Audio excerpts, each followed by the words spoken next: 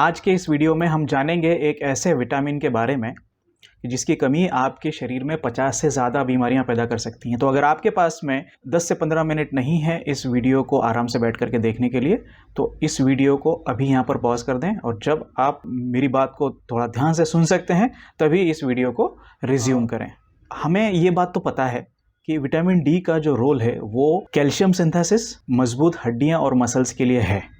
ये बात तो हम सभी लोग जानते हैं, लेकिन बहुत सारे रिसर्चर्स अब ये खुल करके बोलने लगे हैं कि विटामिन डी का रोल केवल यहाँ तक ही सीमित नहीं है। अगर हम डिटेल में जाएं तो विटामिन डी जो है लगभग 800 से ज़्यादा जीन्स में इन्वॉल्व है हमारे, और हमारे शरीर में लगभग हर सेल के अंदर विटामिन डी के रिसेप्टर्स हैं। यानी आपकी बॉडी की हर एक कोशिका विटामिन डी को रिस्पॉन्ड करती है। तो विटामिन डी है क्या?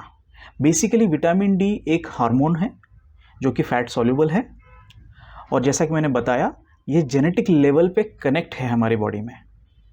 तो आप समझ सकते हैं अगर कोई चीज़ जेनेटिकली आपके शरीर से कनेक्टेड है, कोशिकीय स्तर पर अगर या सेलुलर लेवल पर अगर वो कनेक्टेड है, तो उसका होना या नहीं होना कितना इंपॉर्टेंट रोल प्ले करेगा आपकी सेहत के लिए। तो ऊपर से शुरू करते हैं। सबसे पहले आता है ब्रेन। अगर विटामिन डी की कमी अगर है तो अब ब्रेन की फंक्शनिंग पे इसका असर पड़ता है। आप ढंग से सो नहीं पाएंगे। अल्जाइमर्स, पार्किंसंस, डिमेंशिया, जिन जिन लोगों को ये बीमारियां थी, ऐसे सभी लोगों में विटामिन डी की डिफिशियंसियां पाई गई। इसके अलावा मूड स्विंग्स, डिप्रेशन, ऐसे सिम्टम्स भी जो हैं विटामिन डी की कमी जब होती है तो देखने में आते हैं। अगर किसी के बाल जल्दी सफ़ेद हो रहे हैं तो विटामिन डी की डिफिशियंसी की वजह से हो रहे हैं। हमने देखा है कि बहुत सारे जो बच्चे हैं आजकल 12-15 साल की उम्र में ही उनके बाल सफ़ेद होने लगते हैं। तो एक बड़ा कारण विटामिन डी की डिफिशियंसी है। उसके अलावा skin, psoriasis, eczema of skin, अगर मुहासों, कील मुहासों की समस्या है, सफ़ेद दाग या किसी भी तरह का डिसकलरेशन अगर आपकी स्किन में हो रहा है तो विटामिन डी की डिफिशियंसी 100% आपकी बॉडी में पाई जाएगी।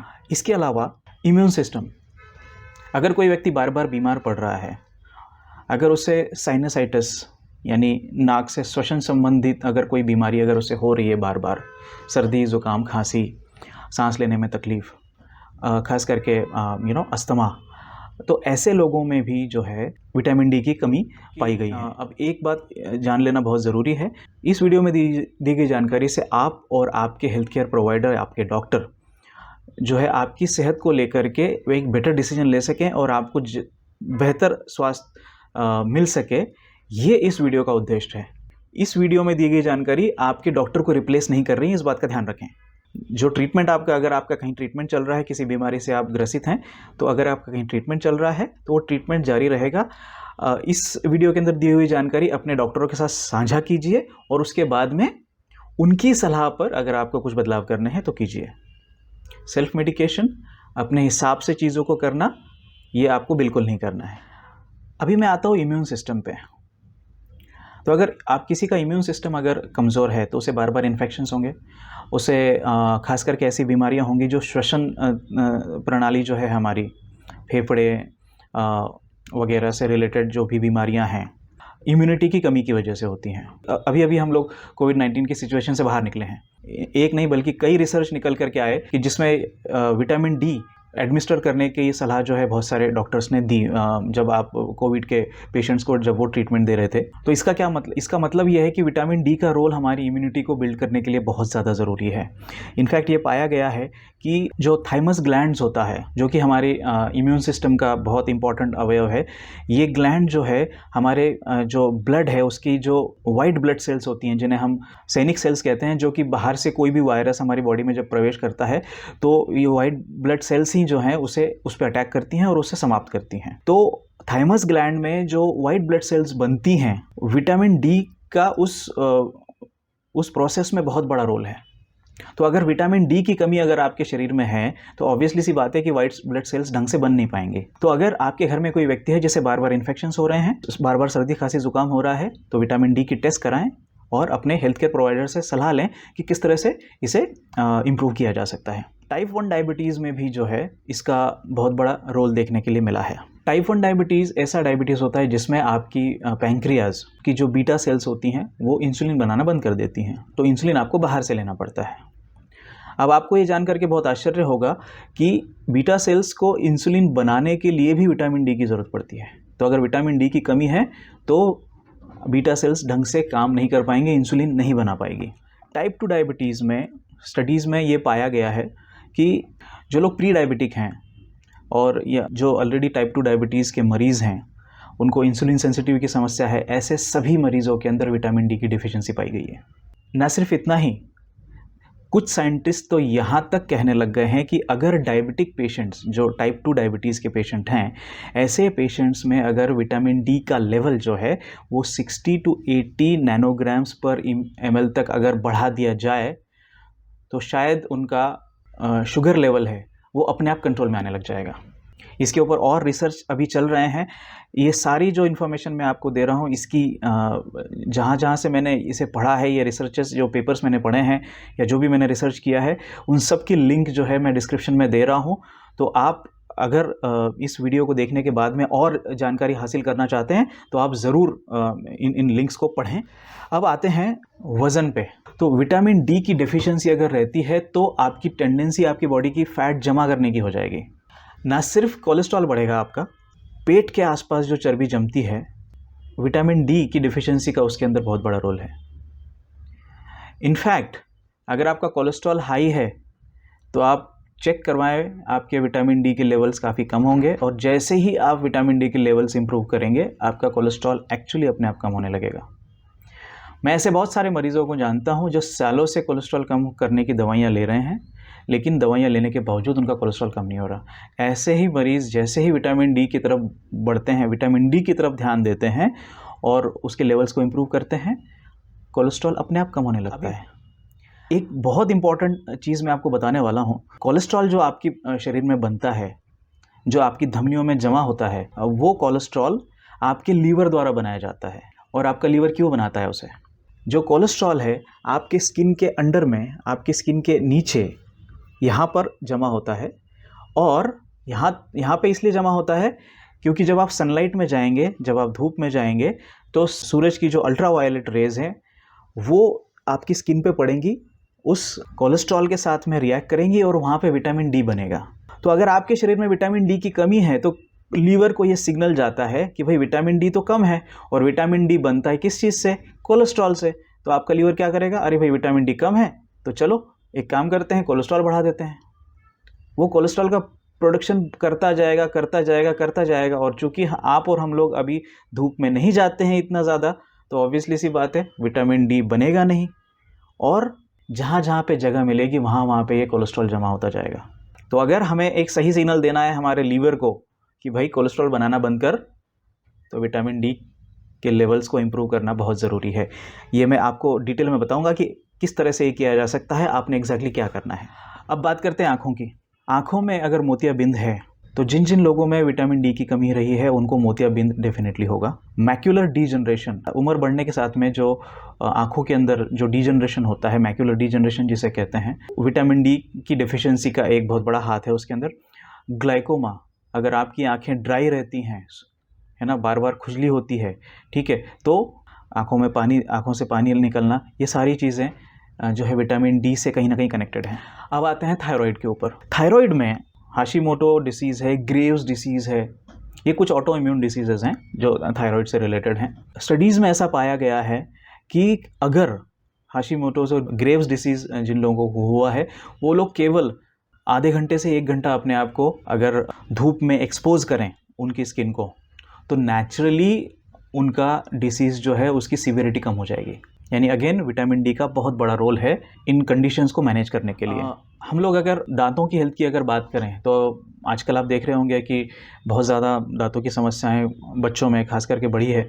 तो उसका एक मेजर कारण यही है कि विटामिन डी की कमी की वजह से कैल्शियम का सिंथेसिस ढंग से हो नहीं पाता है, और हमारे जो दांत हैं वो ऑब्वियसली कैल्शियम से बनते हैं। तो ऐसे केस में भी विटामिन डी की कमी की वजह से बहुत सारी डेंटल प्रॉब्लम्स हमें होती हैं। अब थोड़ा सा मैं आता हूँ महिलाओं के खास करके गर्भवती महिलाओं के बारे में बात करेंगे। तो गर्भवती महिलाओं में अगर विटामिन डी की कमी होती है तो उसका सीधा असर उनके होने वाले बच्चे की डेवलपमेंट, उसकी ओवरऑल हेल्थ पे होता है। आजकल हम देख रहे हैं कि बच्चों में दांत जो हैं वो काफ़ी आड़े टेढ़े आ रहे हैं। तो विटामिन डी की कमी, जब वो अपनी माँ के पेट में थे उस समय उनकी माँ को जो विटामिन डी की कमी थी, वो विटामिन डी की कमी इसका कारण है। उसके बाद में इरेगुलर डेवलपमेंट, अगर बच्चे की हाइट नहीं बढ़ रही है, बच्चे का वजन नहीं बढ़ रहा है, तो विटामिन डी की कमी जो है एक बहुत बड़ा कारण है उसके पीछे। कि हम बहुत सारे वो प्रोटीन ड्रिंक्स वगैरह जिसकी एडवर्टीजमेंट आती है वो सब लेकर के अपने बच्चों को खिलाते हैं, पिलाते हैं, दूध पिलाते हैं, सब कुछ करते हैं, लेकिन ना उनकी हाइट बढ़ती है और ना ही उनका वज़न बढ़ता है। तो ऐसे केस में हम विटामिन डी की तरफ हमें ध्यान देना बहुत ज़रूरी है। विटामिन डी की डिफिशियंसी की वजह से कुछ परसेंटेज जो बच्चे होते हैं उनकी हड्डियां जो हैं वो काफ़ी सॉफ्ट हो जाती हैं, नरम हो जाती हैं, जिसकी वजह से जो है उनकी ग्रोथ में बहुत प्रॉब्लम आती है। ये सारी समस्याएं है ना, जैसे हंचबैक, जैसे कि कोई बहुत सारे लोग झुक करके चलते हैं, पीठ का जो कर्वेचर है, जो आज जो स्पाइन की जो समस्याएं बढ़ रही हैं उसमें विटामिन डी की कमी का बहुत बड़ा रोल है।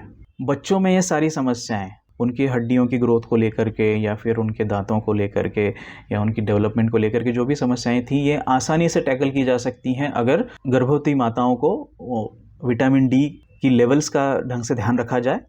तो अगर आपकी फैमिली में, आपके परिवार में कोई महिला गर्भवती है तो ये वीडियो उनके साथ ज़रूर शेयर करें। सही जानकारी उनकी बहुत सारी प्रॉब्लम्स से उन्हें बचा सकती है। अब बात करूंगा मैं थोड़ा सा कैंसर के बारे में। बहुत सारी स्टडीज़ में ये पाया गया है कि lung cancer, breast cancer, colorectal यानी हमारी आंतड़ियों का कैंसर, प्रोस्टेट कैंसर, ओवरी का कैंसर, पैंक्रियास का कैंसर और श्वसन नलिका यानी इसोफेगस का कैंसर, इन सभी कैंसर्स में पेशेंट्स के अंदर बहुत ज़्यादा विटामिन डी की डिफिशियंसी पाई गई है। विटामिन डी का रोल कुछ ऐसी मेटाबॉलिक प्रोसेसेस में भी है कि जहाँ पे वो सेल के रिप्रोडक्शन को कंट्रोल करने में भी हेल्प करता है। तो इसका मतलब अगर विटामिन डी की कमी अगर है तो सेल का जो रीजनरेशन है या रिप्रोडक्शन है वो डिस्टर्ब हो जाएगा। तो और ये बात तो आप जानते ही हैं कि अनकंट्रोल्ड सेल ग्रोथ जो है वो वही कैंसर है। अगर विटामिन डी एडिक्वेट रहेगा तो सेल्स की जो रिप्रोडक्शन है उसे हम जो है नियमित कर सकते हैं। कुछ लोगों को बहुत ज़्यादा पसीना आता है बिना किसी कारण से। एक रूम में आप बैठे हैं और 5 लोग बैठे हैं, उसमें से सब लोग ठीक हैं, एक व्यक्ति को अननेसेसरी गर्मी लग रही है। महिलाओं में हॉट फ्लशेस की बहुत समस्या होती है। विटामिन डी की कमी जो है उसका एक कारण है। तो ऐसे लोग अगर अपने आप को विटामिन डी की टेस्टिंग करवाएं तो वो पाएंगे कि विटामिन डी की अच्छी खासी डिफिशियंसी उनको है।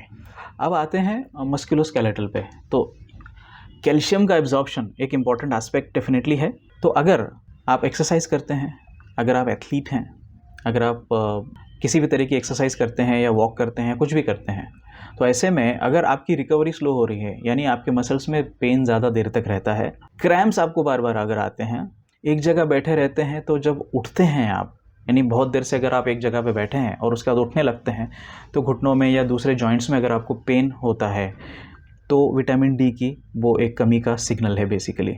अगर आपको बार बार मसल इंजरी हो रही है कि आप कुछ भी करते हैं तो आपको गर्दन अकड़ जाती है, कंधे पे मोच रहती है या पीठ में लगातार दर्द रहता है, तो ये एक सिम्टम है कि आपको विटामिन डी की डिफिशियंसी है। कोई भी ट्रीटमेंट लेने से पहले या फिर कोई पेन किलर्स लेने से पहले या मसल रिलैक्सेंट खाने से पहले आप अपनी विटामिन डी की डिफिशियंसी को इम्प्रूव करें। और जैसे ही आप इम्प्रूव करेंगे तो खास करके जो जिम गोइंग पॉपुलेशन है जिनके साथ में ये समस्याएं ज़्यादातर होती हैं, तो वो पाएंगे कि उनका रिकवरी रेट काफ़ी तेज़ी से इम्प्रूव है, उनकी मसल ग्रोथ काफ़ी तेज़ी से इम्प्रूव हुई है और उनको जो बार बार जो इंजरी हुआ करती थी या बार बार मसल स्ट्रेन या स्प्रेन हो जाता था वो नहीं होगा। जिन भी पुरुषों में टेस्टोस्टेरोन की कमी पाई गई है, जब उनका विटामिन डी के लेवल के साथ में कोरिलेशन किया गया तो ये पाया गया कि ऐसे सभी पुरुषों के अंदर विटामिन डी की भी डेफिशिएंसी थी। और एक स्टडी में जो कि लगभग 200 पुरुषों के साथ में की गई थी, तो जैसे ही उन्हें विटामिन डी का एडिक्वेट डोज दिया गया, उनके टेस्टोस्टेरोन लेवल में अच्छी खासी इम्प्रूवमेंट पाई गई।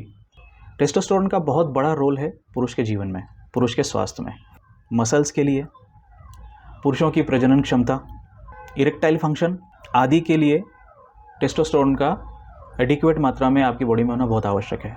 तो अगर कोई टेस्टोस्टेरोन की कमी की वजह से जूझ रहा है तो उन्होंने विटामिन डी का टेस्ट करवा करके उसके बारे में कुछ एक्शन लेना चाहिए। अब हम बात करेंगे महिलाओं के अंदर जो इनफर्टिलिटी या बांझपन के बारे में बात करेंगे। एक स्टडी प्रकाशित हुई थी जिसकी लिंक मैंने डिस्क्रिप्शन में दे रखी है कि ऐसी महिलाएं जिन्हें गर्भाधान करने में किसी न किसी तरह की समस्या आ रही थी और वो डॉक्टर से किसी न किसी तरह की ट्रीटमेंट ले रहे थे। ऐसी महिलाओं में जिनके अंदर विटामिन डी की मात्रा अच्छी खासी थी, ऐसी महिलाओं का गर्भाधान जल्दी हुआ, यानी उन्होंने ट्रीटमेंट को जल्दी रिस्पॉन्ड किया।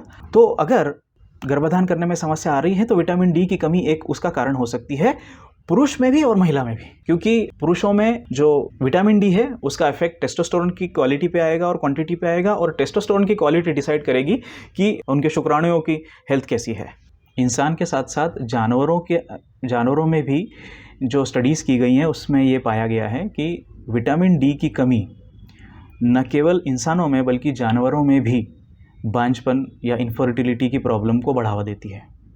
विटामिन डी की कमी की वजह से महिलाओं में एंडोमेट्रियोसिस, पॉलीसिस्टिक ओवेरियन सिंड्रोम, इसके अलावा प्रीएक्लेम्सिया, प्रीटर्म बर्थ यानी समय से पहले बच्चा पैदा हो जाना, महिलाओं के जो जननेंद्रिय हैं वहाँ पर बैक्टीरियल इन्फेक्शन बार बार होना, जैसे सफ़ेद पानी जाना, रेगुलर यूरिनरी ट्रैक्ट इन्फेक्शन किसी को होता है, तो विटामिन डी की कमी उसके पीछे एक कारण हो सकती है, क्योंकि जैसा कि आप जानते हैं कि विटामिन डी जो है इम्यूनिटी के लिए भी काफ़ी इंपॉर्टेंट होता है, और इम्यूनिटी कम होने की वजह से इस तरह की बीमारियां जो है महिलाओं में ज़्यादा होती है। इसके अलावा जेस्टेशनल डायबिटीज़ यानी कि प्रेगनेंसी के दौरान होने वाला डायबिटीज़, तो ऐसी महिलाओं के अंदर भी विटामिन डी की कमी पाई गई है, और जैसे ही विटामिन डी को ट्रीट किया गया उनका जेस्टेशनल डायबिटीज़ जो है वो इम्प्रूव हुआ।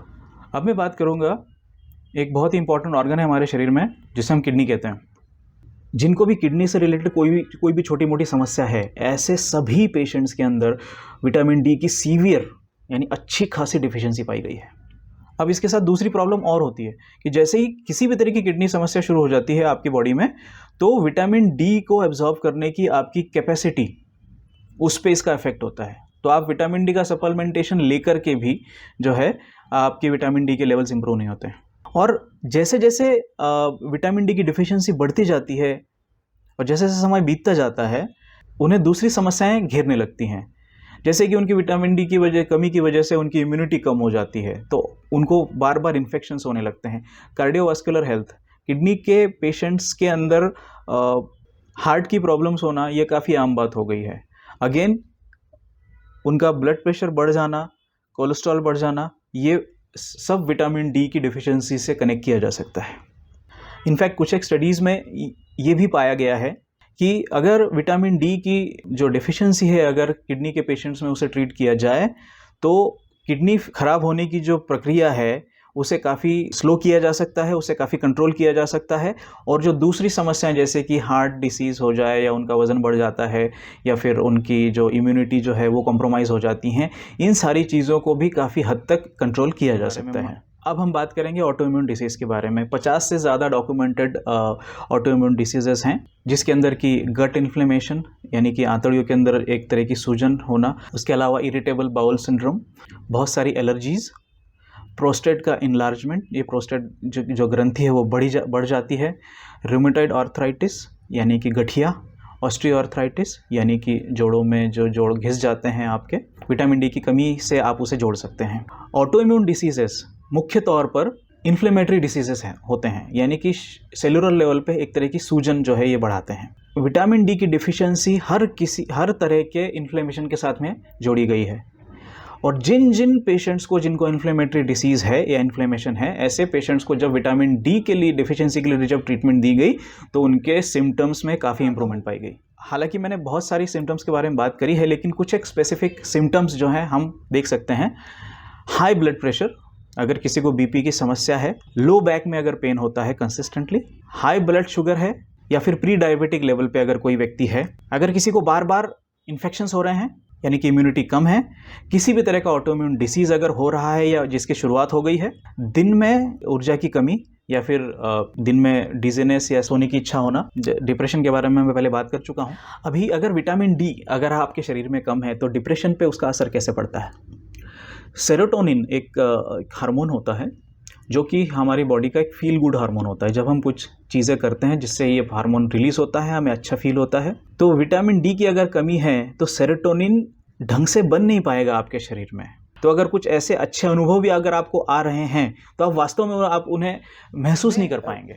स्पेसिफिकली भारत के अंदर जो पॉपुलेशन है उसके ऊपर कुछ एक रिसर्च पेपर्स मैंने पढ़े हैं, तो उसमें बताया गया है रिकेट्स यानी कि बच्चों के अंदर डेवलपमेंटल प्रॉब्लम, जो हड्डियों की जो डेवलपमेंट होती है उससे रिलेटेड ये समस्या है। Depression, cancer, autoimmune disease, tuberculosis यानी टीबी, मोटापा, कार्डियोवास्कुलर डिसीजेस यानी हार्ट से रिलेटेड बहुत सारी बीमारियां, मसल डिजनरेशन, ये सारी चीज़ों को, इन सारी बीमारियों को या डिसऑर्डर्स को या कंडीशंस को आप विटामिन डी की कमी से जोड़ सकते हैं। ये तो हमने बात कर दी समस्याओं की। अब थोड़ा सॉल्यूशन के बारे में भी बात करते हैं। तो अगर आपको विटामिन डी की डिफिशिएंसी है तो आपने क्या करना चाहिए? देखिए, सबसे पहले तो आपको विटामिन डी की डिफिशिएंसी क्यों है और इसकी आपूर्ति आप कैसे कर सकते हैं, ये बहुत सारी चीज़ों पे डिपेंड करता है। यहाँ पे कोई एक सॉल्यूशन नहीं है अवेलेबल, ये सबसे बड़ी समस्या है ना। दुर्भाग्य से कोई एक सॉल्यूशन नहीं है। ये डिपेंड करेगा आपकी इंडिविजुअल बॉडी के ऊपर। क्या आपको लीवर या किडनी की कोई तकलीफ़ है तो उसकी वजह से विटामिन डी के लेवल जो है अफेक्ट होंगे। इसके अलावा जिंक और मैग्नीशियम की अगर आपकी बॉडी में कमी है तो विटामिन डी की डेफिनेटली आपको कमी रहेगी। तो ऐसे में विटामिन डी का एब्जॉर्प्शन होता ही नहीं है, सिंथेसिस ही नहीं होता। उसके बाद स्किन का कलर, अगर जिन लोगों की स्किन डार्क होती है तो उनमें मेलानिन का जो लेवल होता है वो ज़्यादा होता है। तो ऐसे में सनलाइट में जब आप जाते हैं तो विटामिन डी का जो सिंथेसिस है उस पर उसका असर पड़ता है। तो अगर आपका स्किन का कलर डार्क है थोड़ा सा तो विटामिन डी का एब्जॉर्प्शन में आपको समस्या आएगी। इसके अलावा बढ़ती एज के साथ में विटामिन डी के एब्जॉर्प्शन पे भी उसका असर होता है। आप मोटे हैं, आपका वज़न ज़्यादा है, आप डायबिटिक हैं, तो इन सब चीज़ों की वजह से भी विटामिन डी के एब्जॉर्प्शन पे उसका असर आएगा। तो इसका सीधा सा मतलब ये बनता है कि किसी एक चीज़ की वजह से आपको विटामिन डी की आपूर्ति नहीं होने वाली है, आपको मल्टीपल चीज़ें करनी पड़ेंगी, है ना। ये एक तरह का रिसर्च होगा आपके लिए कि आपकी बॉडी के लिए क्या काम करता है। देखिए, बहुत सारी चीज़ें एक साथ करनी होंगी, ठीक है। सबसे इम्पॉर्टेंट चीज़ है सनलाइट एक्सपोजर। तो कम से कम हफ्ते में 2 से 3 बार कम से कम आधे से 1 घंटे के लिए आपकी स्किन जो है वो धूप से एक्सपोज होनी चाहिए। सैटरडे संडे अगर आप घर पे रहते हैं तो एक रूटीन बना लीजिए कि रोज़ सुबह का जो नाश्ता है, सुबह की जो चाय है, जो अखबार आप पढ़ते हैं या फैमिली के साथ बैठ कर के बात करते हैं या जो कुछ भी आप करते हैं सवेरे सवेरे, योगा करते हैं, तो इस तरह से कीजिए कि आपको ये सारे काम आप धूप में बैठ कर के कर सकें। ये सबसे पहली चीज़, सबसे आसान चीज़, और ये एकदम फ्री की चीज़ है जो आप कर सकते हैं, कोई भी कर सकता है। उसके बाद में ऐसा खाना आपको अपने डाइट में इंक्लूड करना है जिसके अंदर विटामिन डी प्रचुर मात्रा में हो। अभी दुर्भाग्य से वेजिटेरियन ऐसी चीज़ें काफ़ी कम हैं कि जिसके अंदर विटामिन डी की लेवल अच्छा खासा हो। योगर्ट यानी कि दही आप ले सकते हैं, गाय के दूध में अच्छी खासी मात्रा में होता है, मशरूम्स में अच्छी मात्रा में है। इसके अलावा नॉनवेज फूड में अगर आप देखें, फ़िश और अंडों में, इसके अलावा कुछ नट्स में भी थोड़ी बहुत मात्रा में ये पाया जाता है, पीनट्स में ये पाया जाता है। अगर आपको आपके शरीर में विटामिन डी की जो कमी है उसे अगर दूर करना है तो सप्लीमेंटेशन ज़रूरी है। आपने विटामिन डी का टेस्ट करवाया है और आपने पाया है कि उसके अंदर डिफिशियंसी है, तो आपको एग्जैक्टली क्या करना चाहिए? सबसे पहले तो 60,000 इंटरनेशनल यूनिट की जो गोली है आपको हफ्ते में 1 बार लेनी है। ये आपको 3 महीने तक लेनी है, यानी 12 गोलियाँ टोटल आपने कंज्यूम करनी है। 3 महीने का ये डोज कंप्लीट हो जाए उसके बाद में आप फिर से अपना विटामिन डी का टेस्ट करवाएं और फिर एनालिसिस करें कि 60,000 इंटरनेशनल यूनिट हफ्ते में 1 बार लेने की वजह से कितना इंक्रीमेंट आया है। अगर ये इंक्रीमेंट अच्छा खासा है और आप 40 नैनोग्राम्स पर मिलीलीटर से ऊपर अगर आपका जा चुका है या फिर 30 से 40 नैनोग्राम्स पर मिलीलीटर ये हो चुका है, तो ऐसे में अब आपको केवल 1000 इंटरनेशनल यूनिट का एक कैप्सूल आप रोज़ ले सकते हैं। इस डोज़ को आपने थोड़ा साइकिल करना है। साइकिल करने से मेरा मतलब है कि 2 महीने तक आप 1000 इंटरनेशनल यूनिट्स पर डे लीजिए, उसके बाद में 2 हफ्ते की आप इसमें छुट्टी दे दीजिए अपने आप को, उसके बाद में फिर से 2 महीने के लिए लीजिए। तो 3 से 4 महीने बाद में फिर से अपना ब्लड टेस्ट करवाइए विटामिन डी के लिए और फिर उसमें चेक कीजिए कि आपका लेवल अब क्या आ रहा है। अगर एक मोटे तौर पर मैं बात करूं तो 100 इंटरनेशनल यूनिट जब आप सप्लीमेंटेशन करते हैं तो उससे 1 नैनोग्राम्स पर मिलीलीटर विटामिन डी में इम्प्रूवमेंट आता है। आपको लेना कब चाहिए? विटामिन डी का अगर आप सप्लीमेंटेशन ले रहे हैं तो सोने से पहले आपने लेना चाहिए। अगर आपको अभी तक की जानकारी अच्छी लगी है तो इस वीडियो को लाइक करें, इस चैनल को सब्सक्राइब करें और ऐसे लोगों के साथ में शेयर करें जिन्हें इस जानकारी की ज़रूरत हो। क्योंकि अगर मैं बात कर रहा हूँ 50 से ज़्यादा बीमारियों की, तो ऐसे बहुत सारे लोग हैं जिन्हें इस जानकारी की ज़रूरत है। तो इस वीडियो को ज़रूर शेयर करें अपने दोस्तों के साथ में, अपने रिश्तेदारों के साथ में, सोशल मीडिया पे इसे ज़रूर शेयर करें। वीडियो देखने के लिए बहुत बहुत धन्यवाद। नमस्कार।